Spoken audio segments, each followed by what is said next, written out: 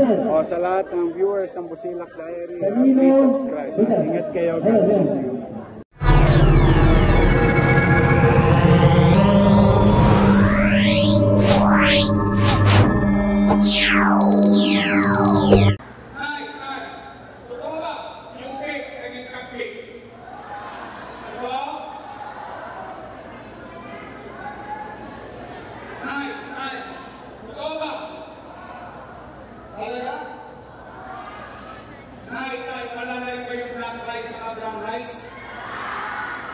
Alam niyo ba yung story ng black rice? Napagalitan na ako dyan ng matanda.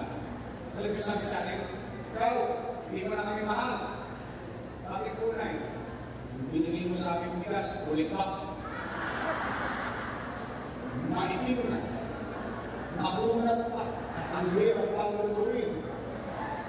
Sabi ko naman, Nay, kaya mo yung binili. Yan ang pinakamahal at pinakamagandang bigas sa buong mundo. Eh, ulit pa eh. Ang itim-itim. Ang hindi ko maintindihan, Tay, bakit itutuloy na lang nila? Hindi pa nila itinuloy. Binago-bago pa. Bakit ko yung ginagawa? Tingnan niyo, real talk lang tayo ha. Bakit ko yung ginagawa? Meron kayong pensyon. Pati yung bakuna sa inyo muna, alam niyo nagpapapakuna ako sa health center. Mahal yun. Libo yun ang isang tao sa bakuna. Bakit yung ginagawa? Bakit meron metformin, Losartan, vitamin C? Bakit meron cake? Bakit may insure? Bakit may gano'n? Alam niyo kung bakit para kayo sport? Alam niyo kung bakit? Kasi konti na lang birthday yun.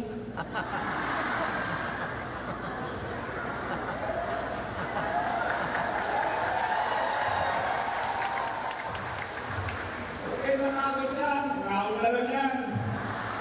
Pero alam mo yung pakiramdam na ikaw yung bata, may matanda sa loob ng bahay, yung gusto mong iparamdam sa kanya sa mga huling araw nila sa mundo, na mayroong nagmamahal sa kanya, na may pinagmamalasakitan pa siya, na may bilang at halaga pa siya sa syudad ng Maynila.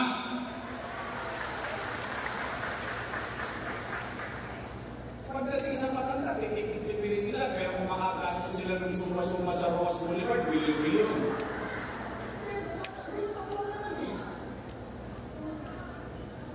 Kaya ako nagdaramdam.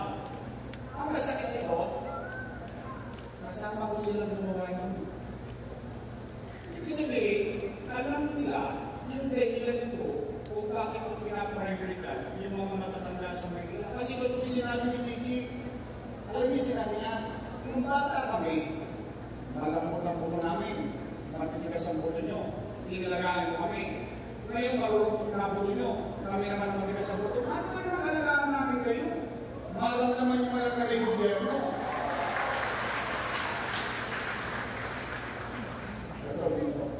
Isa ko kung minsan sumasama loob lagi sa mga anak natin. Ako, tatay din ako eh. Yung ba dinatandaan ng para kay Stanley? Diba dumating sa bahay? Doon na. Hoy, nandito pa ako. Buhay pa ako. O, Nay, totoo ba?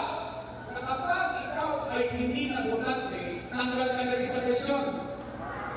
Mali na naman yun. Ano sinabi ko? Ulitin natin ha.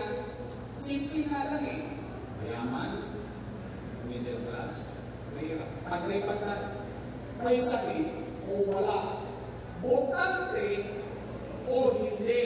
Bakit ko inisip, isinama, botante o hindi, may mention. Alam niyo kung bakit? Kasi yung matanda, patuloy na tatanda, magkakasakit. At pag nagkasakit, nahirami sa karamdaman, hindi na makakaboto. Ngayon ang ibig nila sabihin, dahil walang boto, walang pensyon. Wow! Lupit nyo, Ting. Tatanda din sila. Una-una lang yan. Umakot lang na sila. Hindi kasi masakit yun eh. Hindi mo, sige, asawa mo. Buong buhay mo kasama. May sakit. Buhay ka. Humihinga ka. Tao ka. Dahil hindi nila mapakinabangan sa eleksyon, wala ng pensyon. Kaya ako nga iiwasan yun dahil parang hindi na magkasamaan ng grupo. Kaya nga pinagpantay-pantay ko eh. Mayaman, minatras, kaya ano yung patay? Ano kwalifikasyon? Edad. At taga-Manila. Tapos na usapan, wala nang dito. Unay! Kain na ba kayo? Ha? Hindi ba kayo kumakain? Ha? Lasa kami na hindi ko kumakain. Hindi ba kayo kumakain? O wala ko na lang. Ilipas din yan. O sige, umuwi kayo. May araw man lang ito, mabusog kayo ng pag-asa. Sabihin niyo sa inyong mga mahal sa buhay, sa inyong kapwa senior citizen, sa inyong mga kabiyak. Ngayawa ang Diyos, sa tulong ninyo, makabalik kayo, ipabalik ko ang lahat ng nawala sa senior citizen.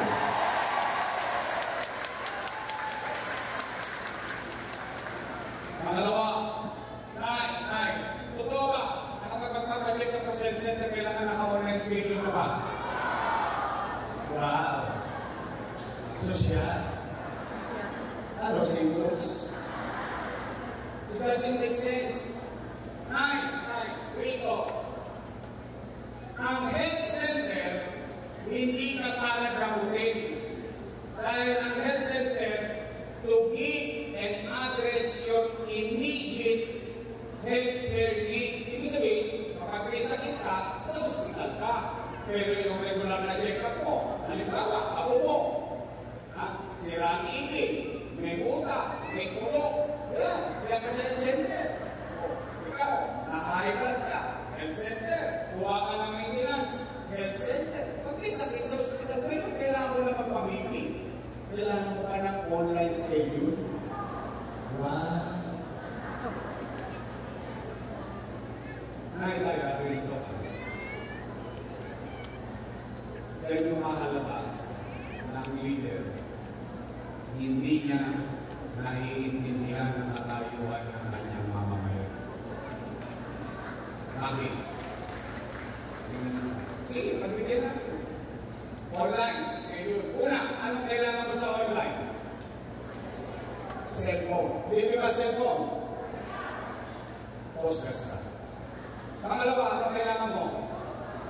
Load. Libre ba load? Postgas ka. Pangatlo, pinakamalupit. Hindi ka marunong mag-online. Tay, ano pangalan mo? Dick. Tatay Dick. Sample lang ito hindi ito mangyayari sa iyo. Kwento lang. Halimbawa, si Tatay Dick, isang araw, hinahabol.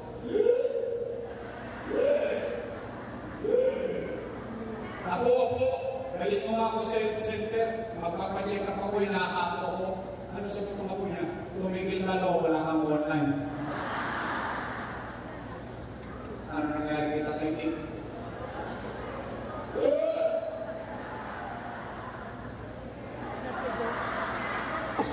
Paalam na aking ama. Doesn't make sense eh. Why change it? Nay, dito. I will give credit where it's due. Noong panahon ko, at hindi mo lang panahon, yung panahon ng mga sinundan ko, si Era, si Ling, si Walchensa, si Magachi, si Lopez, si Villegas, si Lacson, lahat ng nagdaang mayor, hanggang ako sa akin, ang taong bayan, anytime, huwag usawang pumupunta sa health center. Bakit mo pa kailangan i-online at i-schedule at hindi mo pa ng PhilHealth? Bakit mapabuhay mo pa? Bakit kailangan mahirapan pa? Nay, Maratag kayo, ayawa ang Diyos.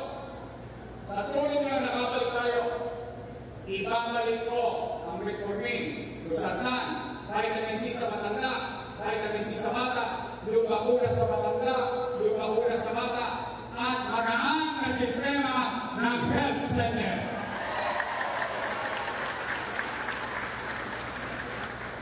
Pangatlo, pero kayo sasagot nito. Bakit? Pag sa akin lang nanggaling ito, bias. Bakit? May kalaban ako sa politika eh. Siyempre, magdududaan agad ako. Pero ngayon tatanungin ko kung napapansin niyo nito. Kasi napapansin ko, napapansin niyo ba? Parang lumulog-yog ulit ng Maynila.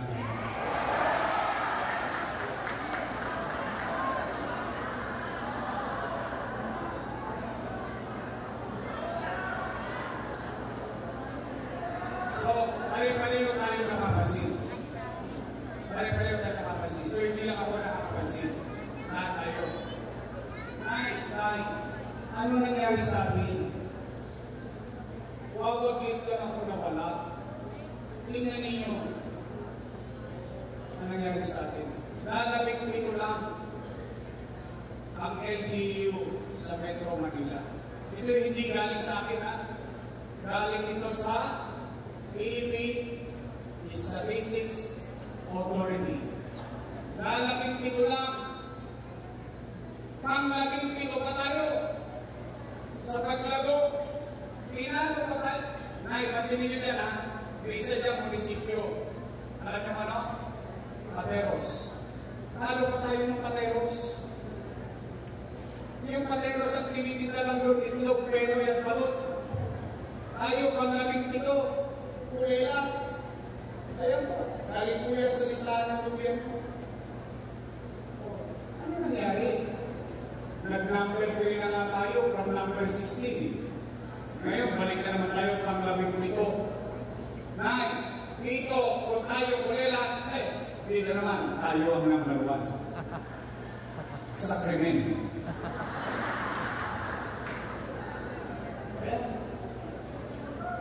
Sa Southeast, sa buong Southeast Asia. Hindi po yan Philippines, ha? Kasi ninyo po, mga syudad sa buong Southeast Asia. City of Kuala Lumpur, and so on and so forth. Ayan, Cebu. Manila, number 1 sa crime index.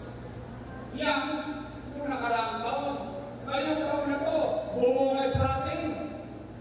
Ano bumungad sa atin sa bagong taon? Basura.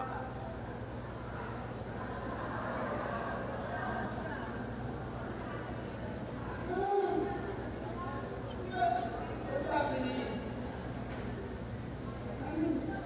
Masyado naman nilang kinikimit balikan yung problema ng taong bayan.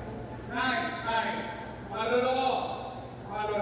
Namimiss nyo na ba yung araw, may gobyerno sa umaga, tanghali, hapon, gabi, hanggang madaling araw, may gobyerno sa lungsod ng Maynila? Namimiss nyo na yung gobyerno mabilis kumilos? Nay, tulungan ninyo ako.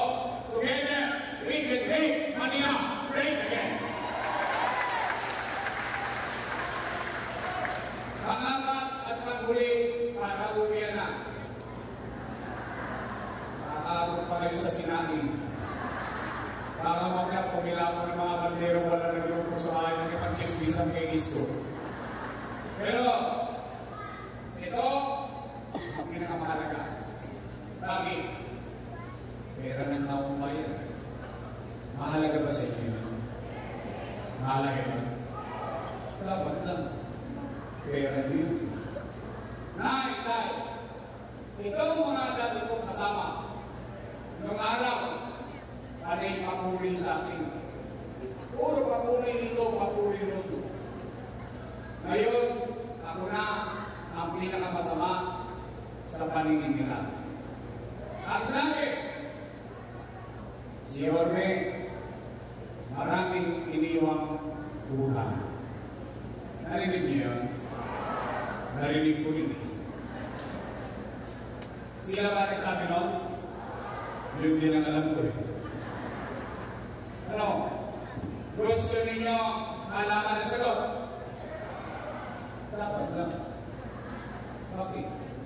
Pera ng taong bayan ang pinag-uusapan. Ano? Gusto niyo lang sa akin yung mismo marinig yung sagot? Dapat din. Dahil ang leader, inaako niya yung ginawa niya. Yung leader, kahit anong problema, dapat niyang akuin. Hindi isisi, ituro yung ibang tao. Ikaw ang pumingi sa taong bayan yun eh. Hiningi mo yan sa taong bayan na mag-mayor ka. Nung may problema, ituturo mo ibang tao. Ngayon, Rito, gusto niyo marinig ka sagot? Aamin lang kayo. Taas ang kamay ng may anak nito. Alam mo, kung lalagan pa kayo, hindi mas ninyo may asin pa. Kaya po kayo. May pamilya kayo. Real talk. Totoo ba? Nay, kapag walang nakakain ng pamilya niya, gagawin niya ng parang. Hindi nga. Niraraos niyo. Ikagawin niyo. Gagawin niya ng parang.